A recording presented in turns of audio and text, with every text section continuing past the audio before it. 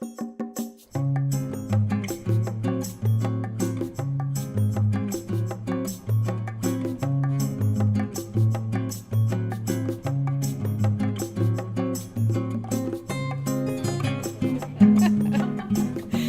right, so let's go ahead and get started. Thank you so much for joining us today. My name is Leah Matthews, and I am one of 4 presenters today. Thank you in advance for your willingness to be flexible as we switch around our presenters. We're going to be talking today about a project that is in process, that is embedded in community, and that is, I would say, sort of a way of looking at a neighborhood through an economic and sociological and community lens that is really a new opportunity for me after living in Asheville for over 20 years. It's really fun to sort of have this sort of in-depth neighborhood study and process. My co-authors are Dr. Melissa Mahoney and 2 students, Holly Fraser-Corp and Mary Stapleton, who you will meet during the course of the presentation. So we wanted to start by talking a little bit about our motivations for the research. How many of you have been to RAD, the River Arts District? Awesome. We sort of assume that folks in Asheville have been there. So you know that it's a lively neighborhood for both locals and tourists. It, as a neighborhood, provides connection both to local history and to cultural heritage, both through objects and through experiences. The neighborhood itself, like many in our community, has been impacted by gentrification. And if you go back a little bit further, looking at the history of redlining and urban renewal, there is an important legacy there that has sort of shifted who lives in, who works in this area over time. And of course, the injection of tourism. Asheville's a very popular place for tourists, in part because of places like the RAD. So one of the curiosities is, well, how does that change things, both for the neighborhood, for physical infrastructure, and also for artists, in terms of who is there, how they make a living, what objects they're actually making, the interactions they're having with visitors and each other. And then, of course, the River Arts District, if you've been there, you know, is in the floodplain.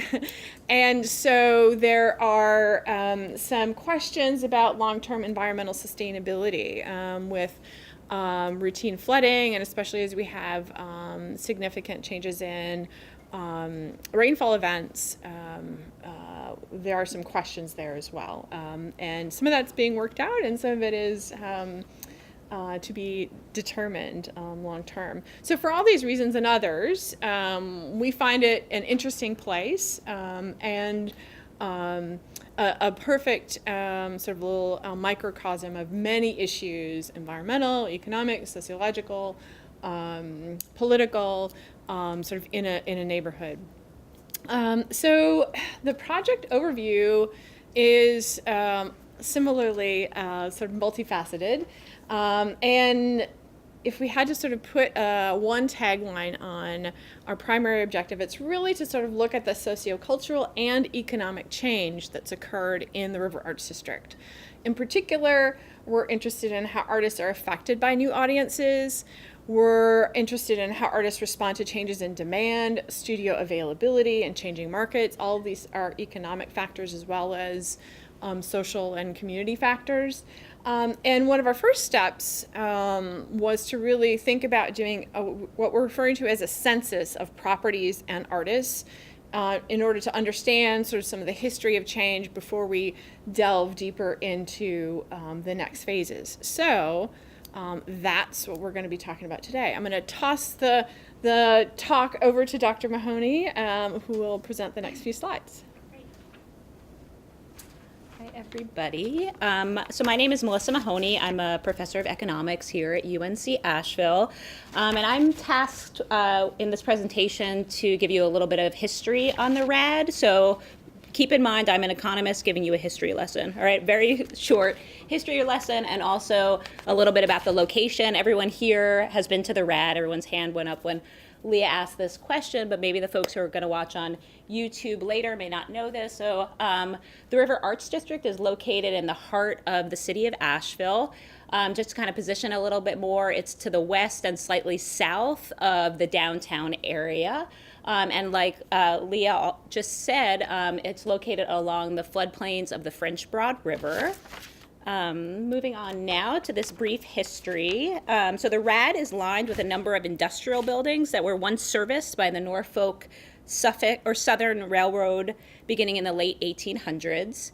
However, a major flood of the river in 1916 left many of these industrial buildings abandoned, mostly due to water damage. In the 1970s, business person Bill Goucher purchased several of these buildings in the River Arts District as an investment and began renting space in them to artists as studios. This effort helped begin the development of the area as an arts district. Eventually, Goucher sold some of the buildings he owned to interested artists. This trend of repurposing the industrial buildings as artist spaces continued over the next few decades. The first studio stroll in the area was in 1994, marking the establishment of the district that we now know as the RAD. These strolls continue to this day. The number of artists working in the area has grown substantially over the last 22 years, from 45 to 210.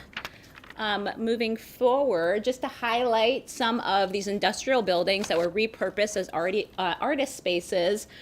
First, we have the Pink Dog Creative. So that's spot 14 on this map that we have, which is from the River Arts District Artists Association. So the Pink Dog Creative was built in the 1920s as a textile warehouse and was repurposed in 2010 for artists, studios, restaurants, and retail stores. Next, we can look at Space 10. So that's the Wedge Studios. Those in this room are probably very familiar with the Wedge. This building was built in 1916. It was originally the Farmers Federated Ag Co-op. It was repurposed in 2002 by legendary sculptor John Payne as artist studios. So that just gives you a little bit more detail about some of these industrial buildings and how they were repurposed to become part of the River Arts District. So that's my piece of our presentation, and next we'll pass it on to Mary Stapleton. Thank you. Hi, I'm Mary Stapleton, and I'm a student here at UNCA, and I'm going to tell you a little bit about the project stages that we've been doing for this. So first we started looking at the economic background of the buildings in the RAD and also creating an artist census over a period of years just to see how the makeup of artists have changed. And the next piece we're going to move on to will be interviews and oral histories with the people who currently make art in the RAD. So our methods for making the background census, for the property census, we went to the Buncombe County GIS. We gathered assessed values for each parcel of land that's in the RAD.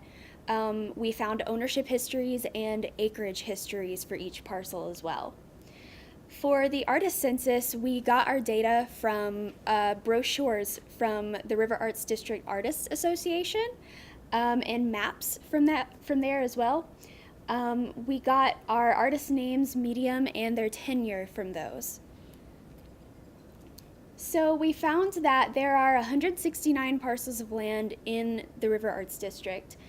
The average size of each parcel is around 1.45 acres, which is pretty small. 117 parcels are owned by Asheville locals, and the rest are owned by either others from different parts of North Carolina or different states.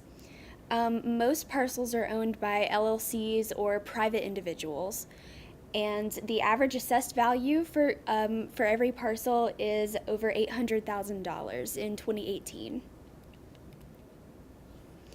So over time in RAD, the average assessed value increased by 87% since 2001, which is the earliest year that we have data for. The average assessed value in 2001 was over $100,000, and now it's over $800,000. The average percent change in parcel value per year was about 19%. So here we have a graph from Mosaic Realty here in Asheville. This is a graph representing the median home sale price in Asheville and in Buncombe County. We put this up here to act as kind of a comparison to the median assessed value in the RAD. However, it's not a perfect representation because in the RAD, those are commercial buildings and these are residential buildings. However, we think it's a pretty good starting point for where we want to move in the future. And as you can see, in 2018, in Asheville, the average sale price for a home was over $300,000, which is significantly less than what it is in the RAD. So next I'm gonna hand it off to my colleague Holly Fraser Corp, and she'll tell you about the artists. Hello, my name is Holly Fraser Corp. I'm an economics student here at UNC Asheville.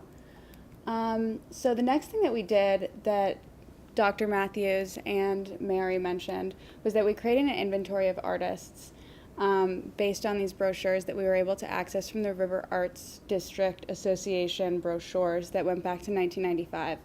So we created a census of artists and their corresponding mediums and the changes in their tenures and mediums over time. So this first graphic, we have both medium representation and just the number of artists present in the River Arts District from 1995 to 2018. And that number, as Dr. Mahoney, I believe, said, has grown from 45 in 1995 to over 200 in 2017. It dropped back down a little bit, I believe, to 192 in 2018. So then we also have medium growth. So the red line is painting, and we've seen strong and steady growth in painting representation in the River Arts District, as well as in ceramics, which is that gold line. And we've also seen recent pretty strong growth in mixed media representation. One comment about the data is that many of the artists identify themselves with multiple mediums, and that's been a growing phenomenon. So in 1995, only about 20 artists identified themselves with multiple mediums, and in 2018, about 48% of them identified themselves with multiple mediums. So when creating this graphic, anytime a medium was mentioned in a given year, it was counted. So although these medium lines may not be representative of the total number of artists, we believed that they were an accurate description of the mediums represented in the River Arts District in a given year. Just to zoom in on a few of the mediums that were showing the most movement, painting is one, and we see this dip in 2001 and then it shoots back up around 2002. That could be due to this increase in the number of artists and then drop back down from 2001 to 2002. But this is also something that we are interested in talking to members of the River Arts District, getting some oral histories, and kind of backing up their experiences with some of the data that we've seen. Ceramics and sculpture, I kind of wanted to present together because I saw an interesting thing when I was digging into the River Arts District website. Ceramics is usually hanging out around 20 to 50% of all of the mediums represented in the River Arts District between 1995 and 2018, while sculpture has never been more than about 20% of all of the mediums represented. When kind of digging into some of the ceramicists' artwork, a lot of them make sculptures, and very few of them consider themselves both ceramicists and sculptors. They typically only identify themselves as ceramicists. And that's another thing I think we're kind of interested in asking some members of the River Arts District about, if there's value in identifying oneself in the River Arts District as a ceramicist, and maybe considering some of the history and tradition of ceramics and clay in Western North Carolina.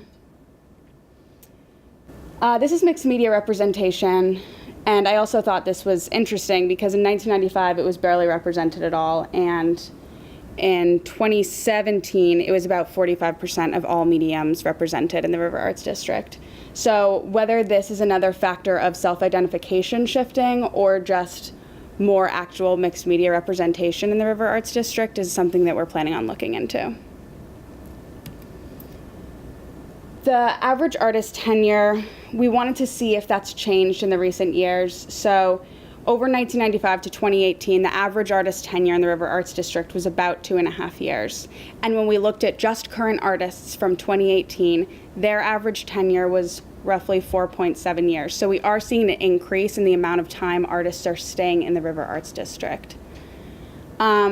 And then we wanted to look at tenure of current artists by their mediums to see if there was any variation in artist tenures using different mediums. And we created this graphic on the right here with sculptors staying in the River Arts District roughly 8 years, ceramicists about 6.2, and going in descending order until about people who make jewelry, which is about 2.7 years. So our next steps that we're planning for our research, as both Dr. Matthews and Mary mentioned, is taking some of this raw data and the analysis that we've created and bringing it to members of the River Arts District and kind of ground truth findings or grounding some of that with their experiences. We wanted to interview artists and association members and create a little bit of an oral history to either corroborate or maybe challenge some of the findings that we have. We believe that this might create, a more whole picture for our story. And I'm going to pass this next part on to Dr. Matthews. All right, so we have many people to acknowledge, including Dr. Karen Peterson, who, when we began this project, was a full partner. She's a sociologist of art who is currently serving as interim provost at the university, and certainly many of her ideas and questions are embedded in this work. Patty Torno, who's the owner of Curve Studios in RAD, generously offered us on loan copies of the original RADA maps so that we could copy and digitize them, make copies of them, basically so that we would have a complete data source, since she had hard copies going back to the originals. Funders, of course, we couldn't do this without our great student workers. The UNC Asheville Student Employment Fund provided funding, as has the Interdisciplinary Distinguished Professorship of the Mountain South. And in addition to the 2 research assistants who presented today, there have been 3 other students that have worked on this project so far: Tuscana Harrington, Matisse Miloche, and Savannah Adams-Clark. So now we are interested to hear your questions, and in particular, we are interested in your suggestions for other questions we might add to our work, and thinking ahead in terms of dissemination to different communities. Of course, in addition to our ground truthing with RADA members and other artists, we're interested in thinking about other constituencies, and so we welcome your suggestions. Thank you. All right, yes. One thing I've noticed in the River Arts District over the last 10 years or so since I've been visiting it is that when you have conversations with artists, when they get more and more tourists in, they tend to do less work. Mm-hmm. So I think the original idea is it's a working studio that's open to the public. So I think the studios themselves have been changing somewhat, in that some artists have been shifting over to just having it as display. Mm-hmm. And not working in there because they can't get the work done because they're talking to people a lot. Or it might also affect how much square footage they can afford. So, and it's also dependent on their medium. So if they're ceramicists, a lot of them tend to have wheels there and work, and so it's a fully encompassed kind of studio for them. And others that are painters, some of them paint there, but I think because that's more portable, they can paint at home. So they may just have a wall somewhere as opposed to a full walk-in studio. But that might be interesting to ask them how because that's also kind of economic, how much they can, as rents go up, afford, how they use their studio, what's the goal for that. And as becomes more popular, it's good because they want to talk to visitors, but it disrupts their art making, their practice too. So how does that kind of Absolutely. change how they use that studio?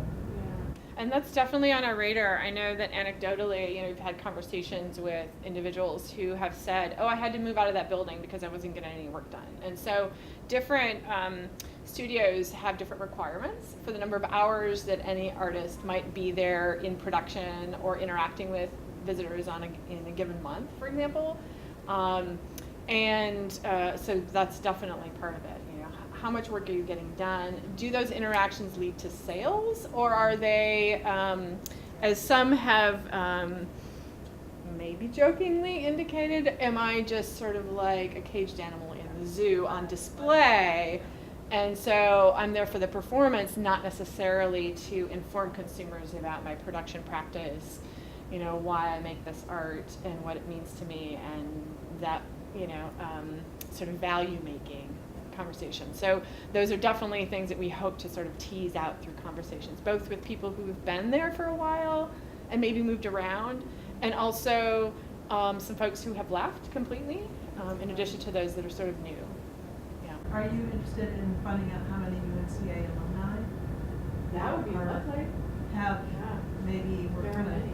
terraformers that kind of started Yes. and then have stayed, some have stayed and some have come along? Absolutely.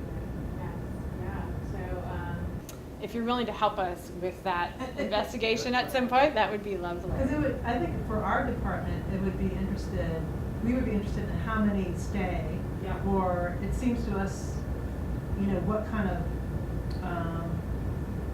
package do we deliver for students in terms of, are they fully ready to set up their studio when they leave? And oftentimes the ceramicists are, because they really know how to do the kilns and all that.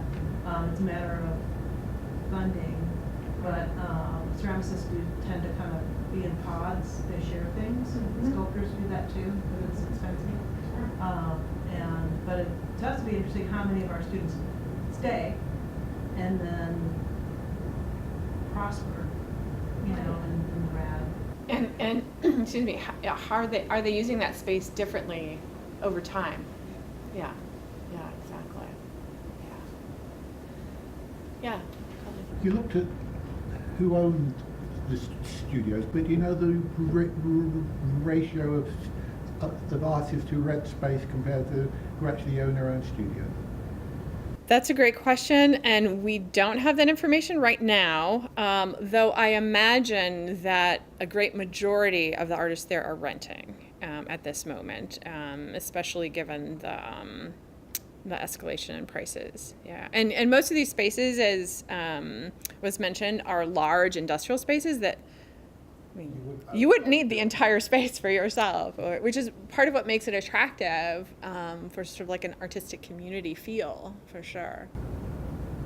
Because I would guess as well, if you own the studio, you're more likely to stay longer than if you just rent the space on Absolutely.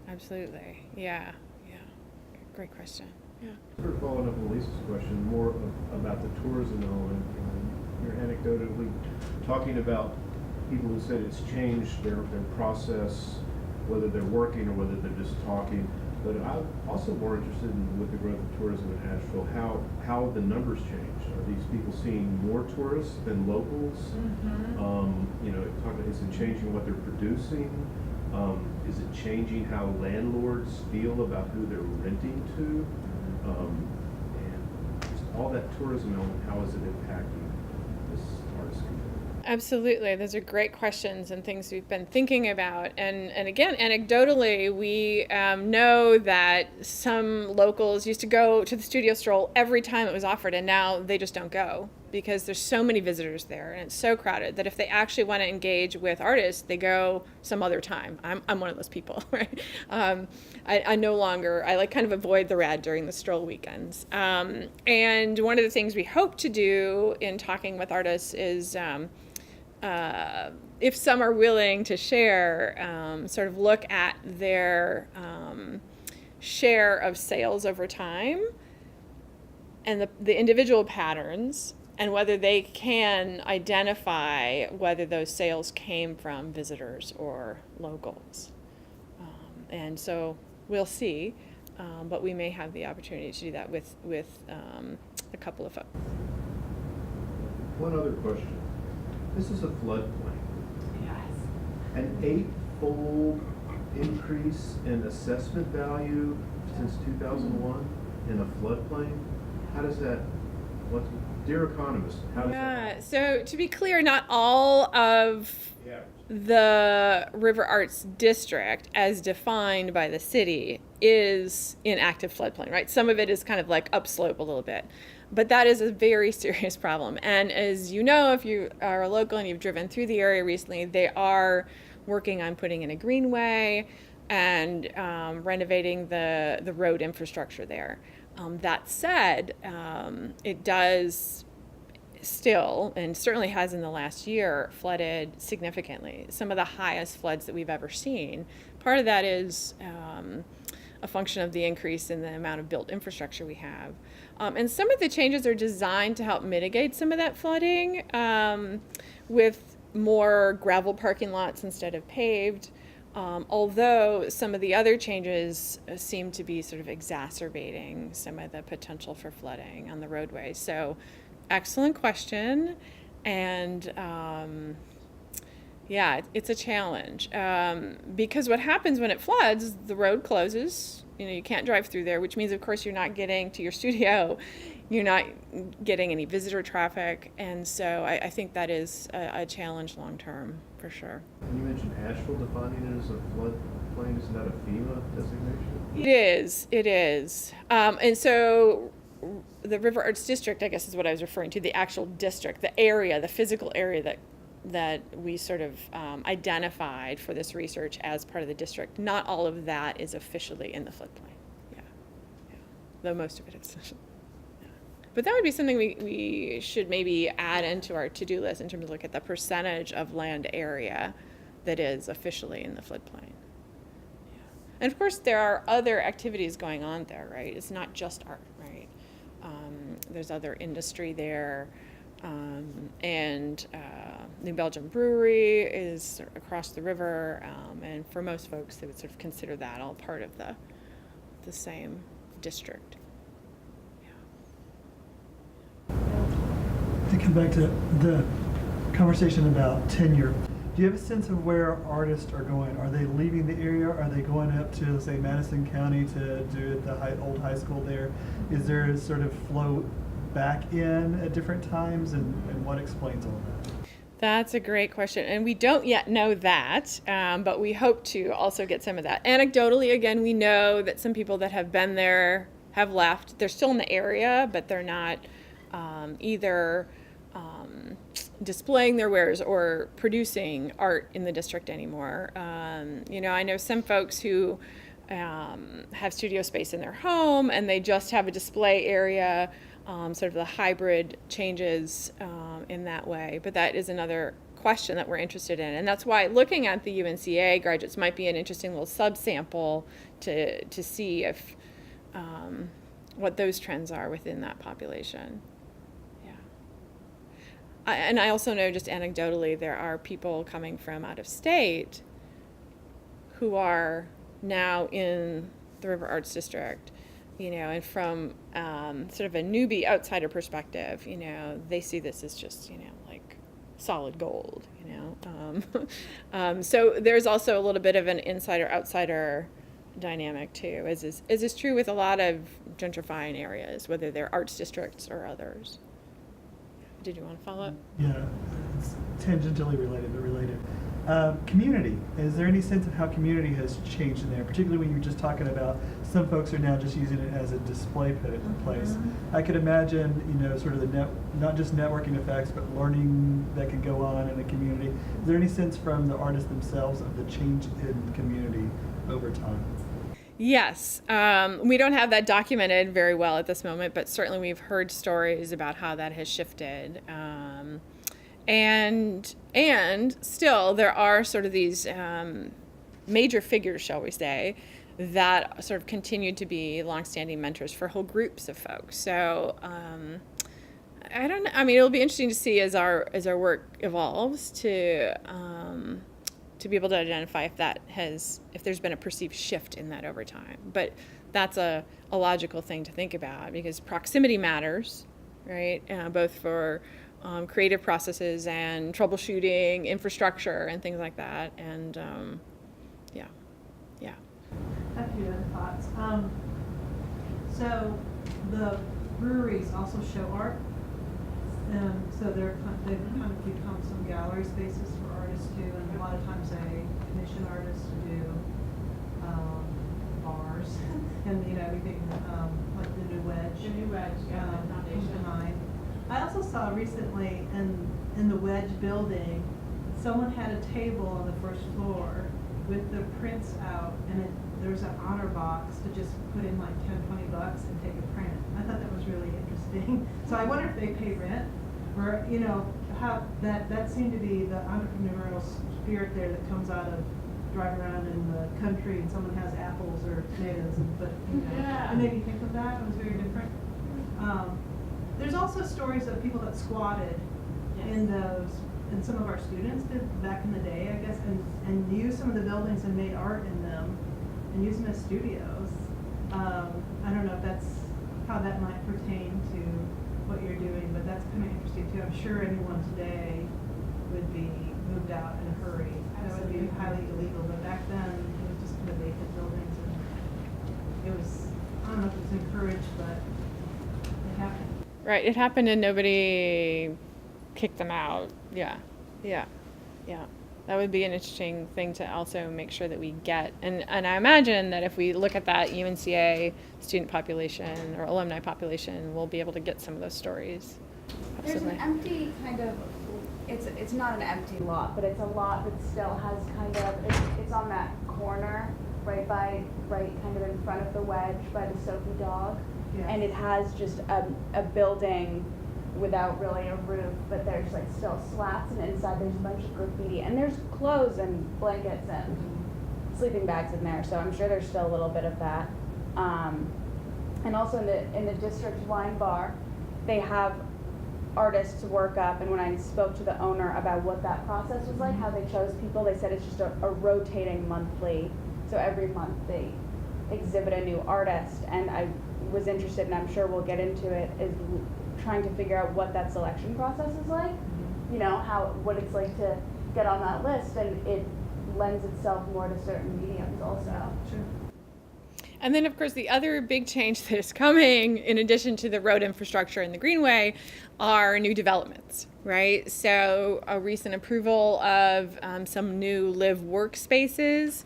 And so again, like this is going to be an innovation for the district. And so it'll be interesting to see sort of what those rents are, what the process is, if people will see that as a good thing, like, oh yeah, I would love to both live and work there, or is it maybe going to be less appealing for some and it might not be as attractive as one might think initially. All interesting questions, and so we'll see how that evolves. Some condos kind of south of the Pink Dog, and that butts up to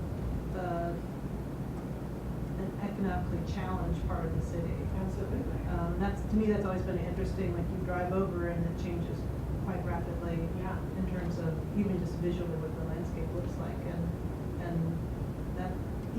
the whole thing of where that is the location and then the floodplain, and then there's still places that are in disrepair, just like falling down. So it's in this strange transitional period of it could take off and be very prosperous, or it could kind of take a back turn. One big flood could change a lot. Like 1916, right? Yeah. And I think some would argue that they want the district to maintain its gritty feel.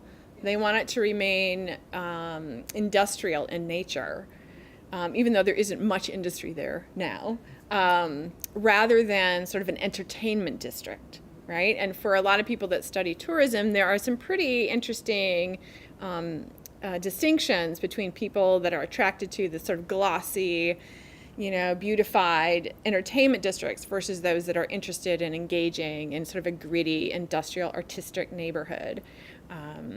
So yeah, I think we're not sure what will happen, and there's probably a wide diversity of opinions about how the neighborhood will evolve for sure. Any other questions or comments? Well, thank you for your interest and for your comments and questions, and I have no doubt that we will have more to report.